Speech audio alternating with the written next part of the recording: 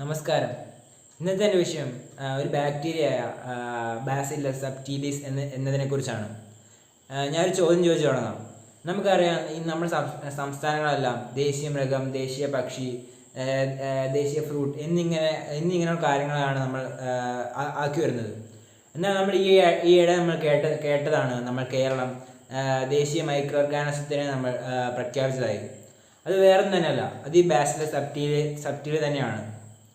ഇതൊരു മോശം ബാക്ടീരിയ അല്ല, ഇത് നമുക്ക് നല്ല ബാക്ടീരിയ തന്നെയാണ്. കാരണം നമ്മുടെ ആരോഗ്യത്തിനായാലും നമ്മുടെ പ്രകൃതിക്കായാലും എല്ലാം ഇത് നല്ല തന്നെയാണ് ചെയ്തത്.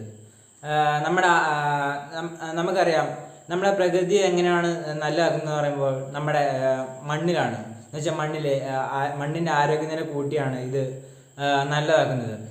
അപ്പോൾ ഇത് ദേശീയ ബാക്ടീരിയ എടുക്കാൻ കാരണം എന്താണെന്ന് ചോദിച്ചാൽ 3 ഘടകങ്ങളാണ് എനിക്ക് പറയാനുള്ളത്. ഒന്നെന്ന് പറയുമ്പോൾ നമ്മുടെ ആരോഗ്യസ്ഥിതിയെക്കുറിച്ച് ആരോഗ്യത്തിന് നല്ല ചെയ്യുന്നതുകൊണ്ടാണ്.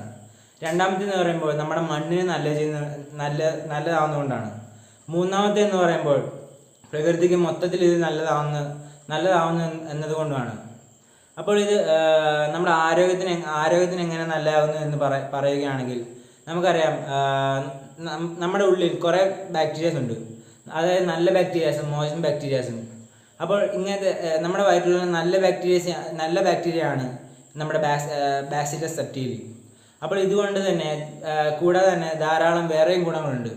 നമുക്കറിയാം, ഇനിയുള്ള തലമുറയിൽ ഇതുകൊണ്ട് തന്നെ കുറേ ടാബ്ലറ്റ്സും എന്നിങ്ങനെയുള്ള മരുന്നുകളൊക്കെ ധാരാളം ഉണ്ടാക്കാൻ സാധിക്കുമെന്നുള്ളത്. പിന്നീട് ഇത് നമ്മുടെ മണ്ണിന് എങ്ങനെയാണ് ഗുണം ചെയ്യുന്നത് വെച്ചാൽ, ഇത് മണ്ണിൻ്റെ ഫെർട്ടിലിറ്റിയും മണ്ണിൻ്റെ ആരോഗ്യനിലയും നിലനിർത്തി കൊണ്ടുവരുന്നു.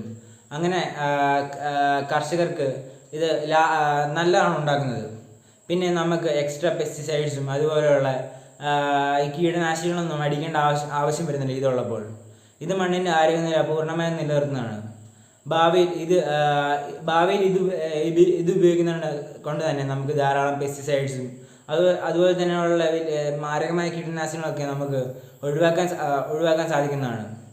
പിന്നെ ഇത് നിലവിൽ വരാനുള്ള കാരണമെന്ന് പറയുമ്പോൾ നമുക്കറിയാം, സെൻറ്റർ ഓഫ് എക്സലൻസ് ഓഫ് മൈക്രോബിയയുടെ ഉദ്ഘാടന ചടങ്ങിലാണ് നമ്മുടെ മുഖ്യമന്ത്രി പിണറായി വിജയൻ നമ്മുടെ ദേശീയ മൈക്രോ ഓർഗാനിസത്തിനെ പ്രഖ്യാപിച്ചത്. ഇത് കൊണ്ടുവന്നത് ഡോക്ടർ സാബു തോമസ് ആണ്. ഇദ്ദേഹം ഇത് കൊണ്ടുവന്നുകൊണ്ട് തന്നെ നമുക്ക് ധാരാളം ലാഭം ഉണ്ടാകാൻ പോവുകയാണ്.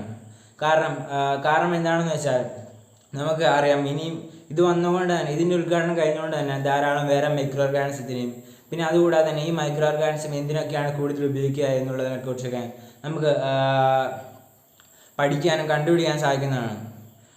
ഇത് പണ്ട് 2012 ഇന്ത്യയും ഇങ്ങനൊരു ചുവട് വെച്ചിരുന്നു. എന്ന് വെച്ചാൽ ദേശീയ മൈക്രോ ഓർഗാനിസത്തെ ഇന്ത്യയും പ്രഖ്യാപിച്ചിരുന്നു. ആ രീതിയിലാണ് കേരളവും ഇത് പ്രഖ്യാപിക്കാൻ ഇടയായത്. പിന്നീട് നമുക്ക് എങ്ങനെയാണ് ഇത് ഭാവിയിൽ ഉപകാരപ്പെടുന്നത് പറയുമ്പോൾ നമുക്കറിയാം, ധാരാളം സ്റ്റാർട്ടപ്പുകൾ ഇതുമായി തുടങ്ങാൻ സാധിക്കും. പിന്നെ ധാരാളം മരുന്നുകളും അതുമായി ബന്ധപ്പെട്ട സാധനങ്ങളൊക്കെ നമുക്ക് ഇത് വെച്ച് നിർമ്മിക്കാൻ സാധിക്കും. പിന്നെ അതുപോലെ തന്നെ സയൻസ് മേഖലയിലൊക്കെ വലിയ കയറ്റങ്ങളാണ് നമുക്ക് ഇതുകൊണ്ട് ഉണ്ടാകാൻ പോകുന്നത്. പിന്നെ ഇതൊരു ചെറിയ സാധനമാണെന്ന് വെച്ചിട്ട് കാര്യമില്ല. കാരണം ഇതൊക്കെ ഉണ്ടെങ്കിൽ മാത്രമേ നമ്മൾ മനുഷ്യരും ഈ ലോകം തന്നെ ഉള്ളൂ. അപ്പോൾ എന്നൊക്കെ പറഞ്ഞുകൊണ്ട് എൻ്റെ പ്രസംഗം ഞാൻ നിർത്തുന്നു. നന്ദി.